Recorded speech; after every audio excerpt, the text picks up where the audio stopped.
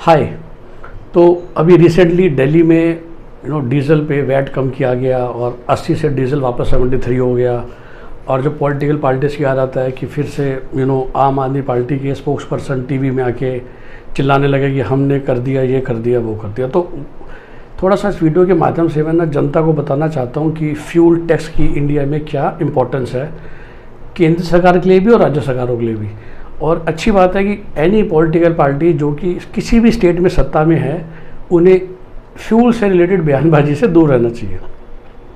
तो just to tell you, आप सुनते होंगे कि मंथ में GST collection is around 1 lakh crore. तो सोचिए, GST which is now 95% of products and services in India, जिसके अंदर पूरा का पूरा सर्विस टैक्स भी आता है, उसका मंथली कलेक्शन है 1 lakh crore.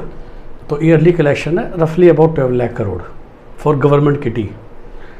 Fuel alone gives government 6 lakh crore साल में।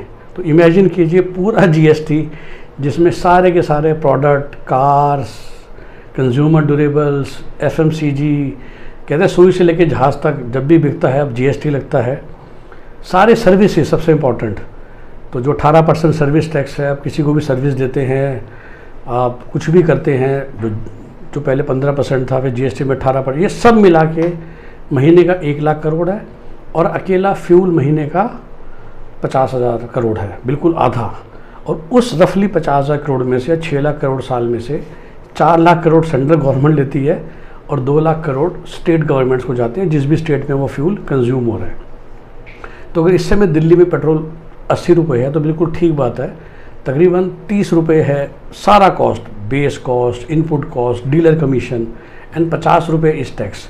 और उस 50 का रफली ब्रेकअप है 34 रुपये टू सेंट्रल, 17 रुपये टू स्टेट। अब उसे एक्साइज बोलिए, वैट बोलिए। और यही मैं आपको बताना चाहता था कि फ्यूल को जीएसटी में क्यों नहीं लाया जाता। जो भी पार्टी अपोजिशन में होती है वो बोलती है, एक्चुअली जो पार्टी सत्ता में नहीं होती वो बोल सकती है जनता को बिना कैलकुलेशन समझाए। पर मैंने कहा मैं आपको बता दूँ।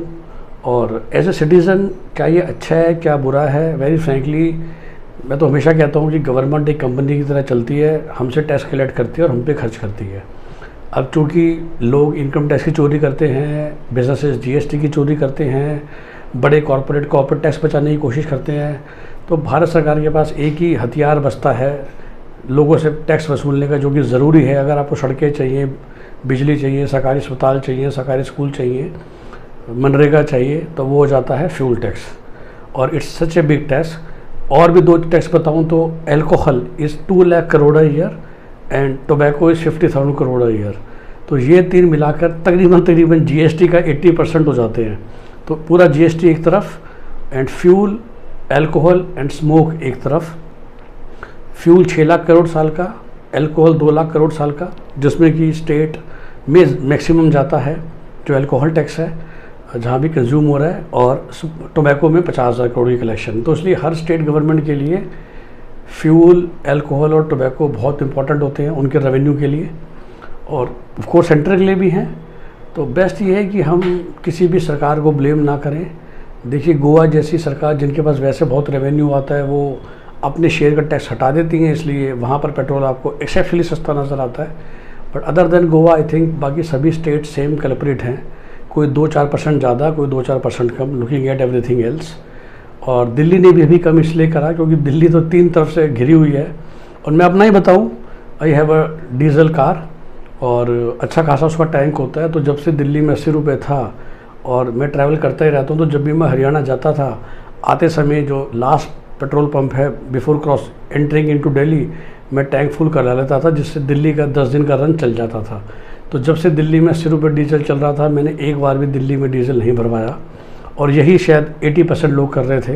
तो ये जो कम भी करा है, ये ऐसा नहीं कि केजरीवाल जी को या आम आदमी पार्टी को कुछ देश की चिंता हो गई या लोगों की चिंता हो गई। उनको पता चला कि जो फ्यूल टैक्स उनको पहले मिल रहा था उससे भी बहुत कम हो गया। तो आपने टैक्स तो बढ़ा दिया, लेकिन जो सेल थी डीजल की दिल्ली में वो इतनी गिर गई कि आपको 7 रुपये पर लीटर एक्स्ट्रा तो मिल रहा था, लेकिन सेल डीजल की 25% रह गई, 75% कम हो गई। क्योंकि दिल्ली तो राजस्थान में भी एक्चुअली बढ़ा हुआ है, बट यूपी, हरियाणा, और मैं फिर से किसी बीजेपी की तारीफ नहीं करना चाह रहा, बेसिकली हर स्टेट गवर्नमेंट के अपने डायनेमिक्स हैं। तो बाई चांस की बात ये थी कि राजस्थान कांग्रेस की सरकार है और दिल्ली आम आदमी पार्टी की सरकार है, इन दोनों ने डीजल पर टैक्स बढ़ा रखा था, राजस्थान ने भी बढ़ा रखा है, हरियाणा यूपी में कम था।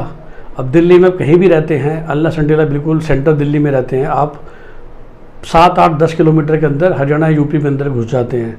कोई जॉब करता है, कोई बिज़नेस करता है, आप किसी भी पर्पज़ से हरियाणा या यूपी जा रहे हैं, आपने आते समय अपना पेट्रोल टैंक फुल कर लिया, डीजल टैंक, और आपका काम चल गया। पेट्रोल में इतना डिफरेंस नहीं था, बट डीजल में ये था। तो Haryana was selling at 73, Delhi में था 80, तो फिर सब लोग हरियाणा से भरवा रहे थे।